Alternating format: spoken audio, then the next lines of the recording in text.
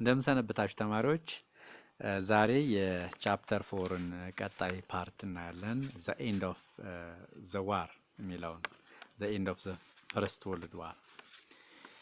So to revise some of the points that we have seen previously, so far we have been dealt regarding the basic cause of the First World War, the fact that the cause of the First World War include economic and political rivalries among the great powers of European states, militarism, alliance systems, especially the formation of two alliance systems, namely the Triple Alliance versus the Triple Entente, nationalism and colonialism as the basic cause for the outbreak of the First World War.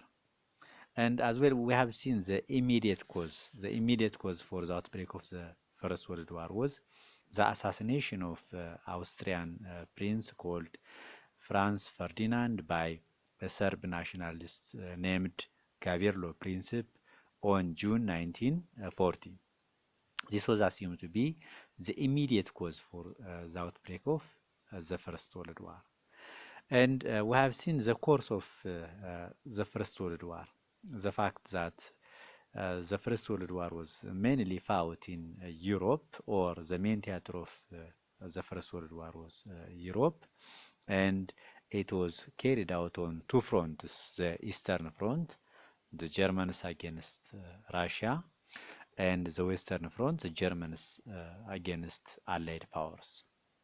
And the main strategy that the Germans used, the war strategy that the Germans used was known as Schelfenplan.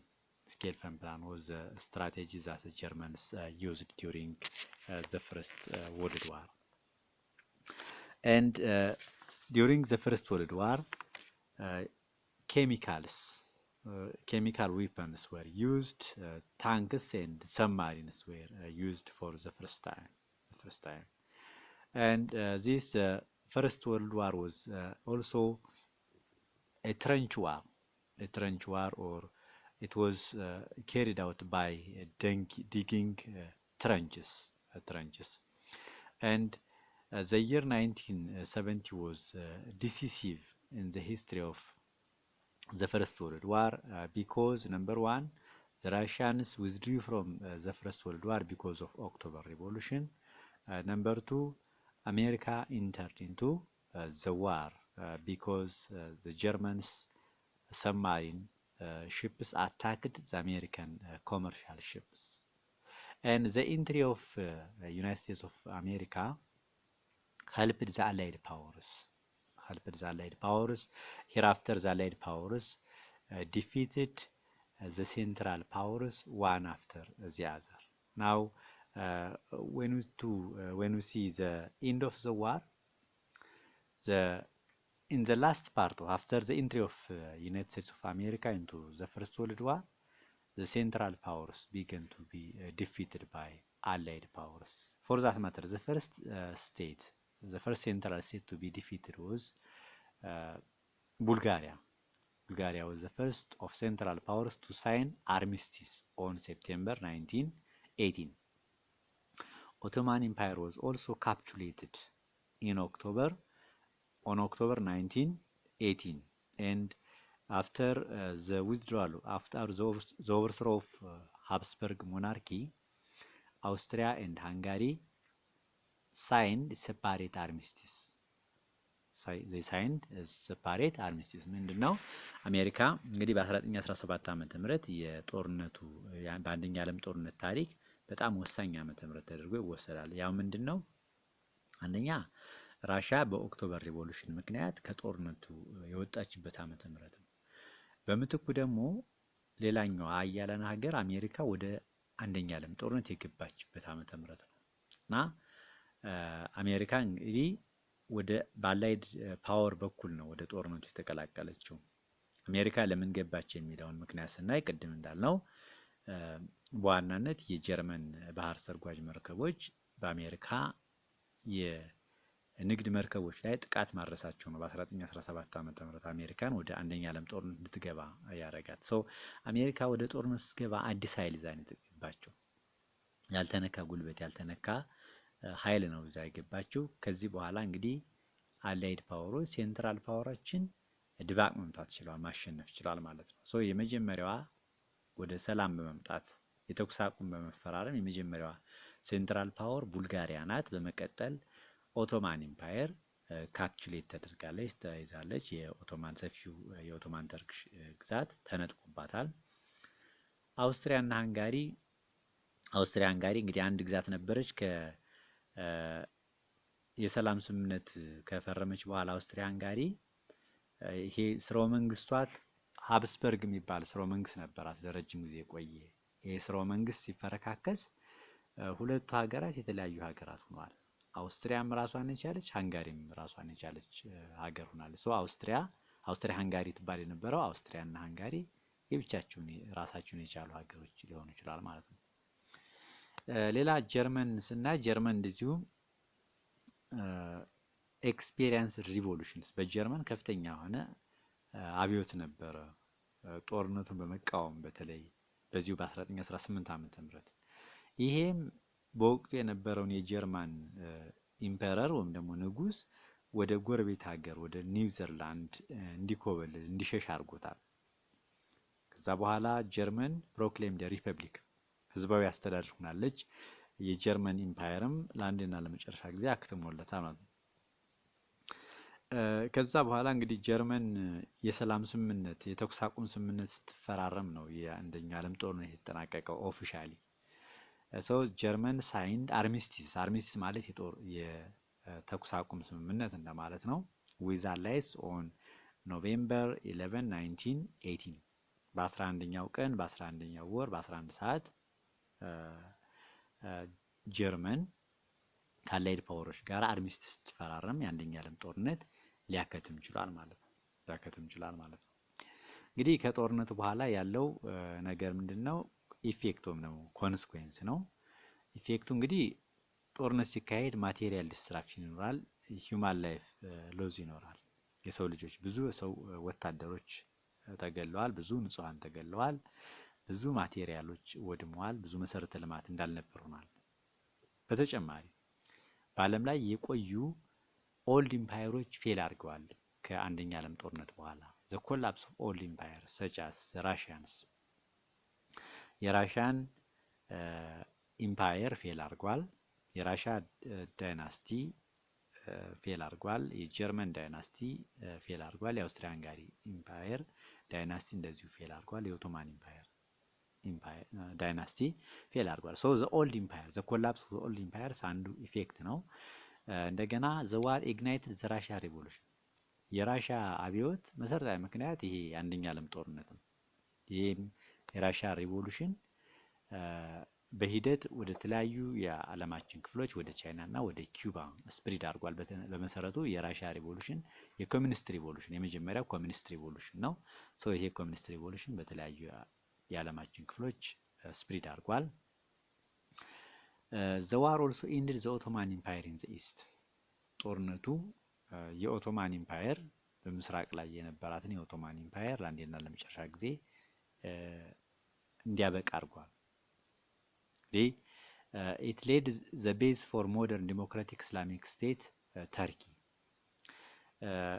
ኦቶማን ኢምፓየር በተለያዩ የዓለማችን ክፍሎች ሰፊ ግዛት ነበራት። ከአፍሪካ እስከ ኤዥያ ብሎም እስከ አውሮፓ ሰፊ ግዛት ነበራት። ይሄ ግዛቷ ሙሉ በሙሉ ተፈረካክሶና ማዕከላዊ ዴሞክራቲክ ሪፐብሊክ ኦፍ ተርኪ ዴሞክራቲክ ኢስላሚክ ስቴት ኦፍ ተርኪ ብቻ ስትቀር ሌላዋ ግዛት ሙሉ በሙሉ ተፈረካክሷል ማለት ነው። ኢት ሌድ ዘ ቤዝ ፎር ዘ ራይዝ ኦፍ ናሽናሊዝም ኤንድ ዘ አውትብሬክ ኦፍ ዘ ሰከንድ ወርልድ ዋር አንደኛ ዓለም ጦርነት ለሁለተኛ ዓለም ጦርነት መሰረታዊ ምክንያትም ነው። እንግዲህ ከአንደኛ ዓለም ጦርነት በኋላ በአውሮፓ በተለይ በጀርመን እና በኢታሊ ብሎም በጃፓን የናሽናሊዝም እንቅስቃሴ ስትሮንግ ናሽናሊዝም እንቅስቃሴ ነበር። የሚሊታሪዝም ፋሺዝም በኢጣሊ ናዚዝም በጀርመን እና ሚሊታሪዝም በጃፓን እንቅስቃሴ ነበር። ይሄ ኤክስትሪም ፎርም ኦፍ ናሽናሊዝም ነው። ይህ ሁኔታ ወደ ሁለተኛ ዓለም ጦርነት የዓለም ሀገራትን እንዲገቡ አድርጓቸዋል። ድጋሚ እንግዲህ ከአንደኛ ዓለም ጦርነት በኋላ ምን የሰላም ስምምነቶች ተፈረሙ ስንል በዋናነት አላይድ ፓወሮች ከተለያዩ ሴንትራል ፓወሮች ጋራ በፈረንሳይ በተለይ በፓሪስ የተለያዩ ስምምነቶችን ተፈራርመዋል። ቨርሳይልስ ትሪቲ የሚባለው ስምምነት በጀርመንና በአላይድ ፓወሮች ጁን 1919 ዓ.ም የተፈረመ ስምምነት ነው። ሴንት ጀርመን ትሪቲ ደግሞ በአላይድ ፓወሮች እና በአውስትሪያ መካከል ሴፕቴምበር 1919 ዓ.ም የተፈረመ ስምምነት ነው። ትሪያኖን ትሪቲ የሚባለው በአላይድ ፓወሮች እና በሃንጋሪ መካከል የተፈረመ የሰላም ስምምነት ነው ጁን 1920 ዓ.ም። ኔቫይል ትሪቲ ደግሞ በአላይድ ፓወሮች እና በቡልጋሪያ መካከል በኖቬምበር 1919 ዓ.ም የተፈረመ ነው። ሴቨረስ ትሪቲ በአላይድ ፓወሮች እና በተርኪ መካከል ኦገስት 1920 ዓ.ም የተፈረመ ስምምነት ነው። እንግዲህ ዘ ፓሪስ ፒስ ኮንፈረንስ ዌር ሂልድ ቢትዊን 1990 ኤንድ 1920 እንግዲህ እነዚህ ፓሪስ ፈረንሳይ ላይ የተፈረሙ ከ19 እስከ 1920 ባለው ዓመተ ምህረት ነው ማለት ነው። በዚህ ዓመተ ምህረት ፓሪስ ፈረንሳይ ላይ የተለያዩ ከተሞች ላይ እነዚህ ስምምነቶች ተፈርመዋል ማለት ነው። በዋናነት ዘ ፒስ ሴትልመንት ዋዝ ዲተርማይንድ ባይ ዘ ቢግ ፎር። እነዚህን የሰላም ስምምነቶች ዲተርማይንድ የሚያደርጓቸው የሚወስኗቸው አራት ኃይሎች ቢግ ፎር ታላላቁ አራት ኃይሎች ነበሩ። እነሱ እነማን ናቸው? ቢግ ፎር የሚባሉት አንደኛ የአሜሪካው ፕሬዝዳንት ውድሮ ዊልሰን፣ ሁለተኛ የፈረንሳይ ፕራይም ሚኒስትር ጠቅላይ ሚኒስትር ክሌሜንሶ፣ ሶስተኛ የሊዮድ ጆርጅ የዩናይትድ ኪንግደም ወይም ደግሞ የእንግሊዝ ፕራይም ሚኒስትር ሊዮድ ጆርጅ የተባለው እና የኢጣሊው ፕራይም ሚኒስትር ኦርላንዶ የተባለው ናቸው። በዋናነት ኢታሊ፣ ብሪቴን፣ ፍራንስ እና አሜሪካ ዋናውን ዲተርሚናንት ፓወሮች ነበሩ፣ ውሳኔ የሚያስተላልፉ ነበሩ። ከአራቱ ደግሞ በጣም ዶሚናንት የሚባሉት ዘ ፒስ ኮንፈረንስ ዋዝ ሪሊ ዲተርማይንድ ባይ ኦር ዶሚኔትድ ባይ ዘ ቢግ ስሪ። ውሳኔውን ዶሚኔት የሚያደርጉት ቢግ ስሪ የሚባሉ ነበር። ቢግ ስሪ ማለት ዩኤስኤ፣ ብሪቴን እና ፍራንስ ናቸው፣ ኢታሊን ሳይጨምር ማለት ነው።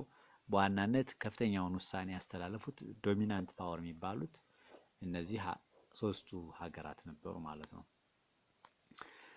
ዘ ሚድል ኢስት ሴትልመንት ዋዝ ዲተርማይንድ ባይ ብሪቴን ኤንድ ፍራንስ።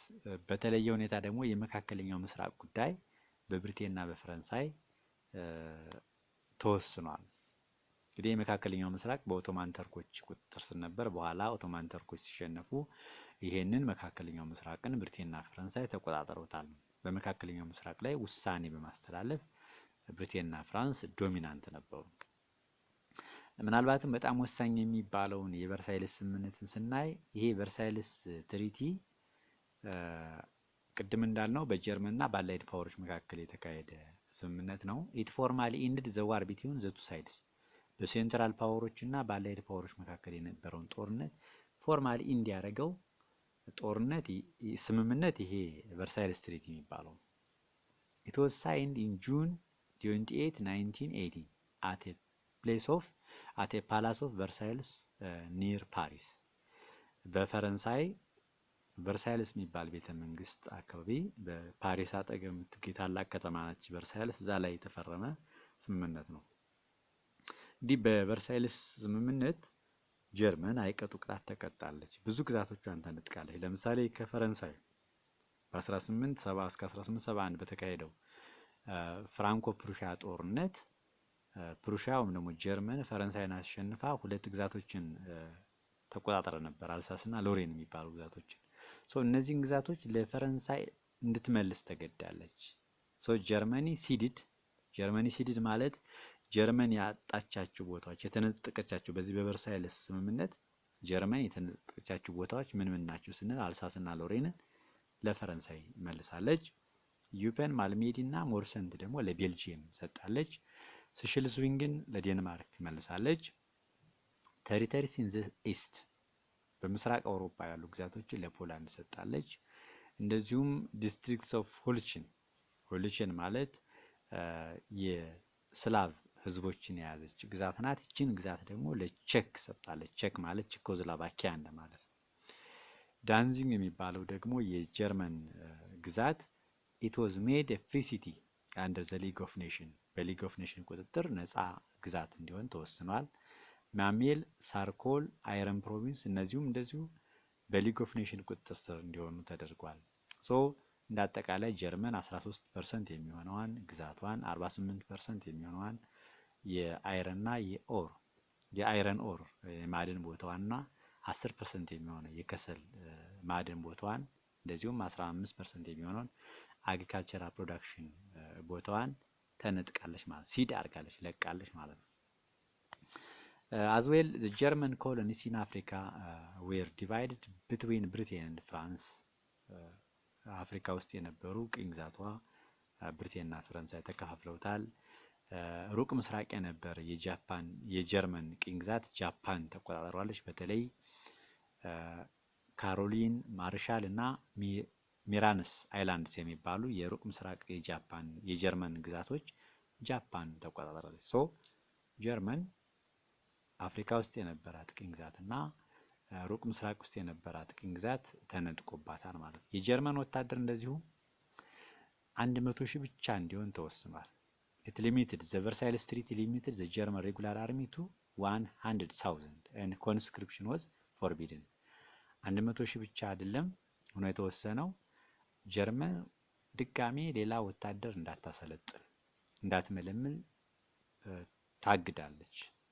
as well the Germans navy was reduced in numbers and in size የጀርመን የባህር ኃይል እንደዚሁ በቁጥርና በመጠን እንዲቀነስ ተቀንሷል።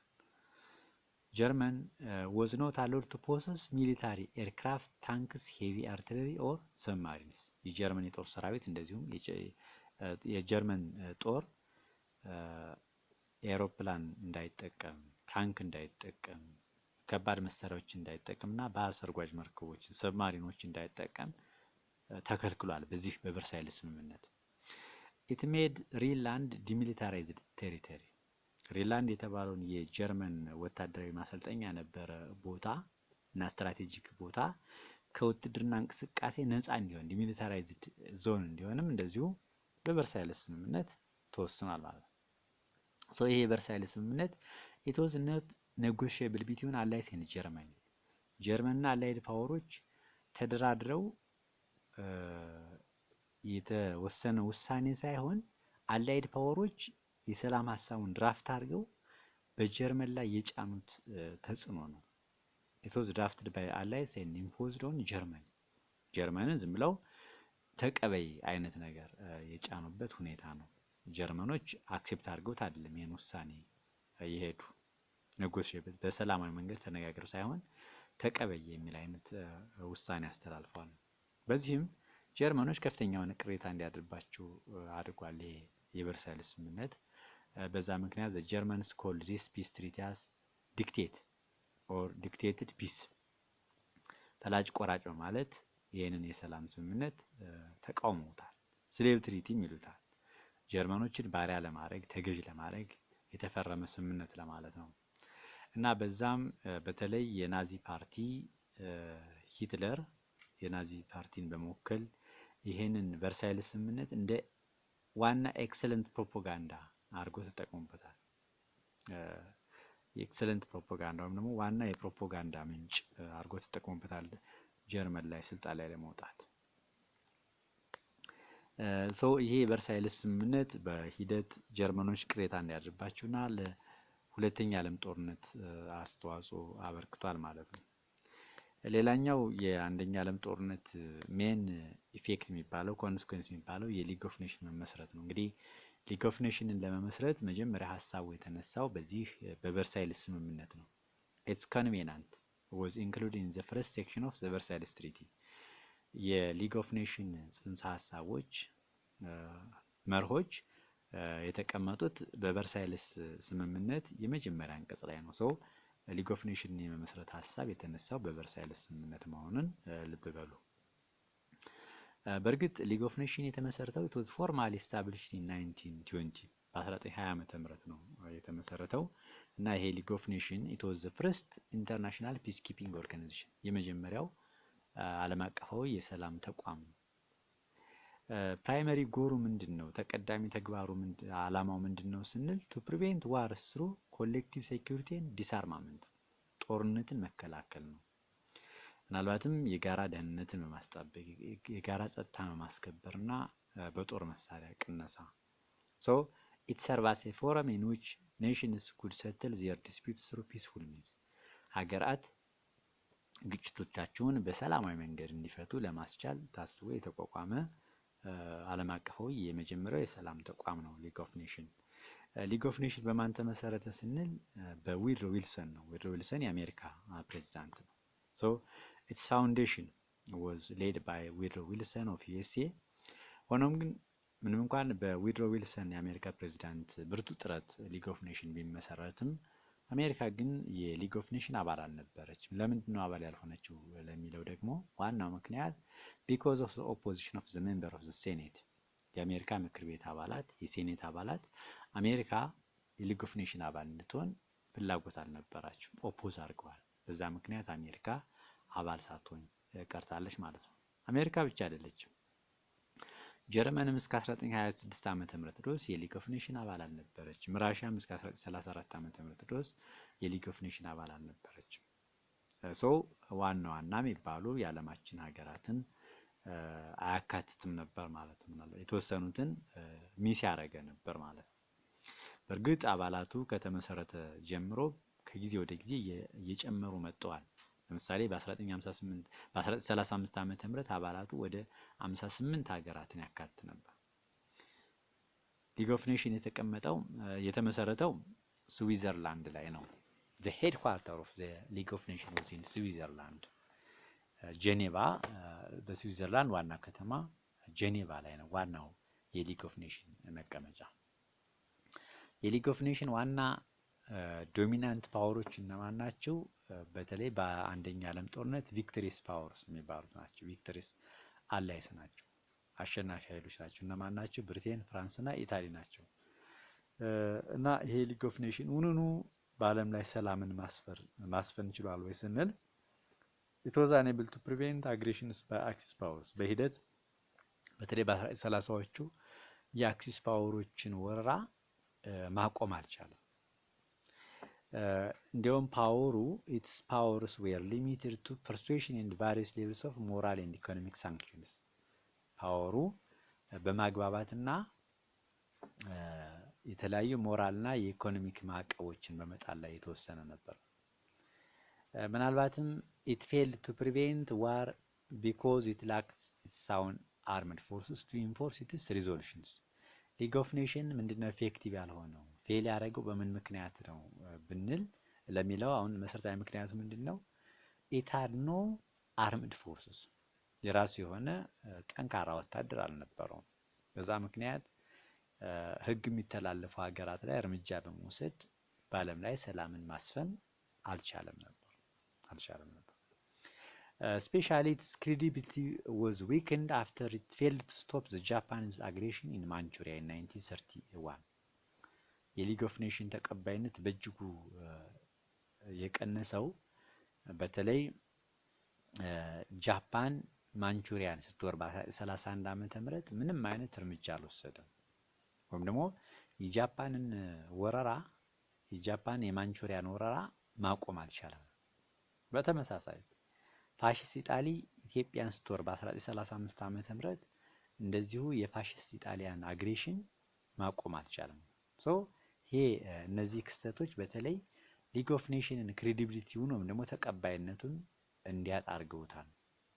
እንግዲህ የዓለምን ሰላም ማስፈን ባለመቻሉ ምክንያት ሁለተኛ ዓለም ጦርነት ሊቀሰቀስ ይችላል ማለት ነው በ1939 ዓመተ ምህረት። እንግዲህ ከጦርነቱ በኋላ ከሁለተኛ ዓለም ጦርነት በኋላ ሊግ ኦፍ ኔሽን በሌላ ዓለም አቀፋዊ የሰላም ተቋም ተተክቷል። ማን በሚባል በዩናይትድ ኔሽንስ በ1946 ዓመተ ምህረት ዩናይትድ ኔሽን ሊግ ኦፍ ኔሽን በመተካት ሌላኛው ዓለም አቀፋዊ የሰላም ተቋም መሆን ይችላል ማለት ነው። ሶ ሊግ ኦፍ ኔሽን በአሁኑ ጊዜ የለም ማለት ነው። በዩናይትድ ኔሽን ተተክቷል። ሶ የሊግ ኦፍ ኔሽን መመስረት አንዱ የአንደኛ ዓለም ጦርነት ውጤት ነው ማለት ነው። ሶ ዚስ ማች ኢዝ ኢናፍ ፎር ቱዳይ።